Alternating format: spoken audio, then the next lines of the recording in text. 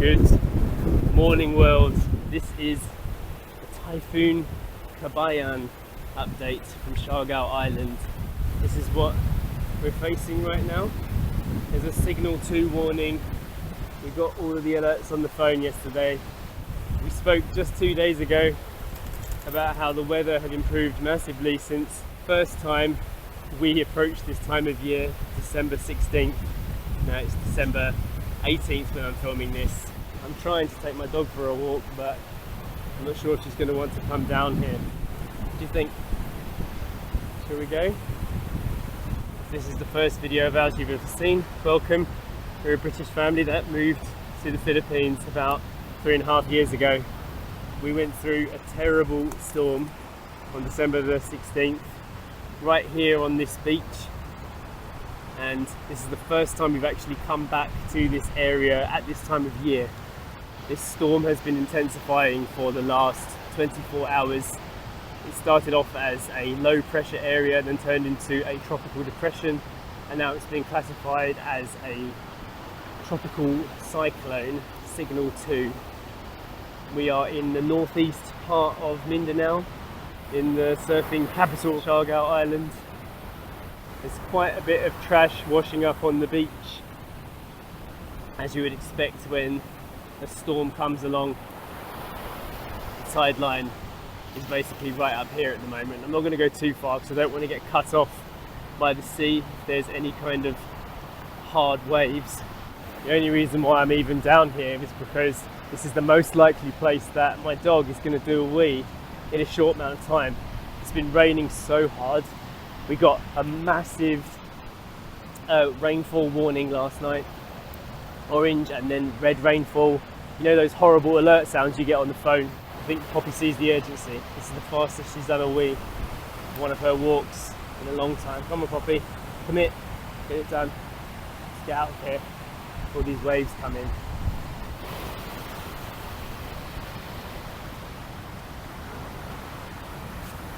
Just hear that power. Come on Poppy, quickly, let's get this done so we can get out of here. So, 2 years ago, Typhoon Odette, the super typhoon, intensified over the Pacific Ocean and hit this island so hard that we all did not see it coming. Yesterday, I couldn't sleep properly. I was following the typhoon alerts, and we basically just got prepared. We moved our computers into a go bag. We started getting our stuff into a place where if we needed to we could just protect it. Sacha, my wife, she couldn't sleep last night, so she moved from our bedroom, which is on the seaside of the house, over to our daughter's bedroom, which is like the safety room. When the big typhoon hit last time, that's where we all went. We rushed into her room because it's like right in the middle of the house. It's supported by all the strongest walls, and there's no big windows facing the sea basically. It is not a good feeling. I feel like I spoke too soon 2 days ago when we gave our super typhoon memorial video. We had such a beautiful day that day. Let's have a look at the little rock pool where Story was swimming. She was in there just 2 days ago, having the time of her life, looking at little fish.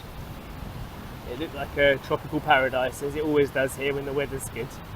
And now, it'd be like being in a washing machine if you tried to get in now. It would suck you right out. Our reef begins there where the waves break. Sorry, ends there where the waves break. It's kind of like a drop off there. And then this whole section here is where we normally have our leisure zone, where you can swim and walk, and we can normally walk down that way to the Punky rock pools, but I'm just enjoying this little gap in the rain right now. I think it's going to be a day full of this. For those of you who don't know, our house is right there on top of this hill, this little man-made cliff. Birds are still out. It is useful to track nature when it comes to stuff like this. I gauge what's going on by the animals. If you see a change in animal behaviour, you know something bad's coming. Right now the doggies seem to be giving me a sense of calmness. They aren't rushing about or whimpering or whining. They're just looking at the state of all this trash that's washed up on the beach. Look at this. So at the time of filming this video, of course, we're all fine. I know you guys get worried if you don't hear from us, straight away. As soon as there's a alert, we get messages from you guys, and we really appreciate that. It means a lot that you're thinking about us and worrying about where we are. This is our way of giving you a live news update about the Typhoon KABAYAN and what the situation is here right now. Hopefully it won't intensify, because with the last one, well, if you know the story already, when it was out at sea, before we lost communication, it was a signal 3, and then the internet went off and the phones went off, and by the time the typhoon hit land here in Siargao, it was a signal 5 plus, but nobody knew. So we don't take the storm reports as gospel, because you just never know if it's going to intensify. Nature is super unpredictable like that. It can intensify from a 2 to a 5 in like 100 kilometers. What's wrong, Poppy? I read just this morning that there is a ban on light vessels going out to sea by the Coast Guard. Well, it's not really a ban, but it's a strong warning. Like, basically don't go out at sea if you have a bunker boat or any small kind of sea vessel that's not huge, because it's very dangerous right now. And the storm, the cyclone, is approaching at a speed of about 15 kilometers per hour from out that way, and will be hitting land today at some point, hopefully losing speed very quickly and then dying off. We're learning that that's normally how these typhoons live and die. They intensify over the sea, and then by the time they hit land, there's so much friction on the land that the wind can't keep up its rotational speed, and that's what kills them off. So if you live inland, like behind a mountain or something, you're actually much less likely to have damaging winds, because by the time it gets to you, hopefully, if it hasn't started at such a fast speed, it will die off. It's a bit like riding a bicycle really quickly when you're over the water, and then letting go of the pedals and just allowing the land to slow you down. It's basically how we see it. Unfortunately though, we are here on the front line, so if it intensifies to full speed, by the time it hits land, it will be at full speed right here. By the time it gets to the other side of the island, if it comes from this side of course, it should have got slower. There's hope, eh? Come on, Poppy. She's teasing me. She's like trying to do a poo, but stopping halfway. I think she's starting to feel something, so I might take her to the road. Look, I've escaped most of the rain. Hey Poppy, if you do your poo now, then you don't have to go out for the rest of the day. What do you think? Oh, pulling at me quite hard now. Yeah, hang out with your bro.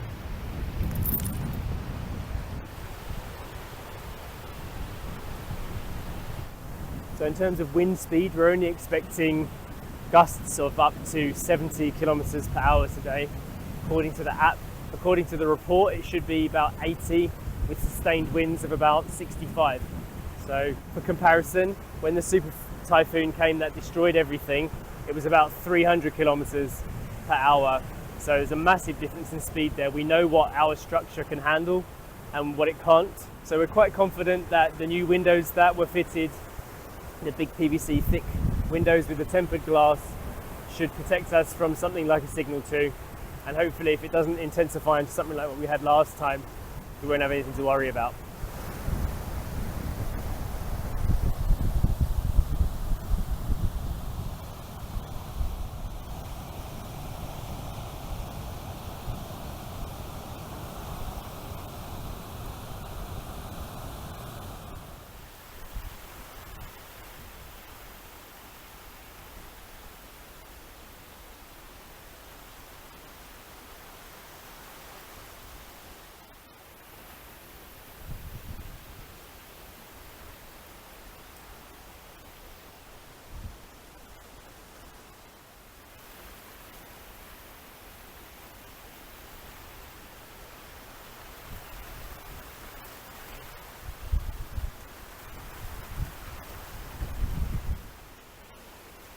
I think we've lost all chance of Poppy doing anything else out here right now. She's just being pulley. So let's head back to the house, back to the stronghold. We hope nothing gets worse.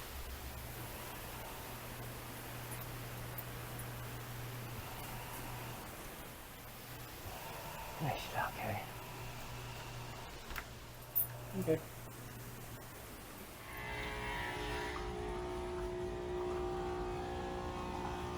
I'm just beating to this song that's playing in my head, this Blackpink song. You're playing Blackpink in your head, yeah? Yeah. While making coffee. Yeah. Amazing. What a life you've got, eh? Thanks for the coffee. Good morning. Good morning. How was your sleep in Story's bed? It was alright in the end. Yeah. I did manage to go back to sleep, but did not have a good sleep. Can't say I did. It was so noisy in our bedroom. I had to move and come in here, and it's so quiet. It just sounds normal in here, especially because we had the AC on as well, and it was, you know, that kind of whirring. Yeah, but I had to move. I had to get out of our room. This is the bunker. It is, yeah. I moved into the bunker at 4 a.m. Yeah, I probably got another couple of hours sleep, so that's alright. But yeah, not a great night. But it's stopped dribbling down now. But Story's window has leaked, I think, from here, and it's all this is wet and dirty, and Poppy's bed is absolutely soaked. Alright, let's take that out of here then. Luckily, I guess Poppy's bed was there because it did absorb all the water. Otherwise, it would have just gone over into Story's room. It's kind of damp now. We haven't had leaking windows for a very long time. I was just about to say that the work that they had done on the outside is ugly and messy, but it has worked until today, hasn't it? Well, did they do it on this window then? Done it all. Look, you can see that ugly, dirty kind of edge where they've cut the paper bags and glued them on. Our bedroom window was perfect, absolutely no drips. There was one time when this window was pouring with water through. Even though these were the new windows, there was like a gap around the edge, and when the rain hit it, it was just like kind of, you know, like being outside. This whole floor would get completely soaked. How's the front door situation? Horrible. You know, I actually didn't notice, but I wanted to see if you were out there, so I stepped in the water and I was like, how can this be dribbled all the way where that Lego box is? Yeah, it's a lot of water actually. It's a lot, isn't it? Most of that has come from the front door though, not the windows. So this exterior door is not an exterior door. It's basically like the same kind of door you would have inside your house. And we've tried our best to seal the bottom up with window seals and stuff, door seals, but it doesn't work. The main reason why we actually got these white things is for the mice. Yes, it's to stop mice coming in, which does work. But it does work because they can't squeeze in like that. They used to be squeezing in through there. Yeah, we have. Or even the shower thing, the shower plug hole. Yeah, they would find a way in, wouldn't they? Yeah. But we managed to actually stop a lot of that coming through. But I put one of Poppy's towels down there last night, hopefully that it was going to stop the water, but that is completely saturated. And what's the deal over there by your Lego box? Behind my Lego box, I think that this window has leaked down here, and then the rest was from the door. Yeah, it's blended together. And then the water's here, so it's going all the way around to here. It hasn't reached the piano yet. So. We don't need to move it yet. Oh, that is loads. I know. didn't realise it was a puddle like that. It's tons. We need to get the towels in here and we'll start wiping up. Alright, don't walk across the house. There's a hairline crack here, which looks like water has leaked through. Listen to that. You can hear the wind coming through the gaps in the window. This is the weak point. This always has been the weak point. And also that window was never changed. This is actually one of the original aluminium windows which broke during the first storm. And you can see right through the holes there. Not a great window, that one. It's been too long for me to remember why exactly that window wasn't changed along with the rest of them, because we had them kind of all done at the same time. It might have just been a budget thing, but that is a weak point, definitely, because it's still kind of on the coast side and it has seen better days. All the handles have snapped off, all the metal, so you can't actually even open them anymore. This curtain is soaking wet. The curtain's kind of like turned into a towel to stop the water from coming through.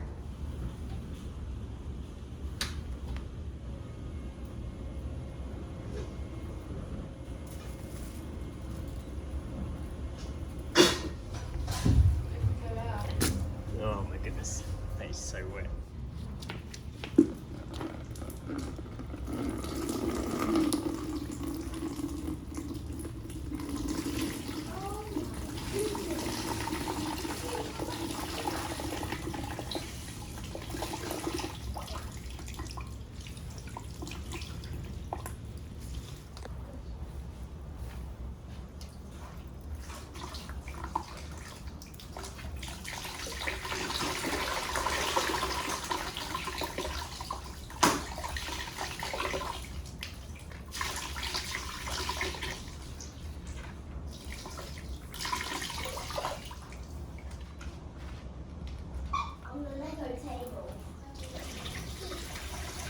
Well, soaking up and squeezing out the water like this brings back some unpleasant memories, and this is how much we have gathered from just this window here. It's almost over half a bucket there. So we're going to keep an eye on things around here and keep you updated. Poppy still seems fine, she's not reacting badly to this. There was something that I saw the other day in the news, and it was about Filipino resilience and how it's kind of like a glorified thing, how resilient Filipinos are for going through all of these storms and disasters and coming out strong.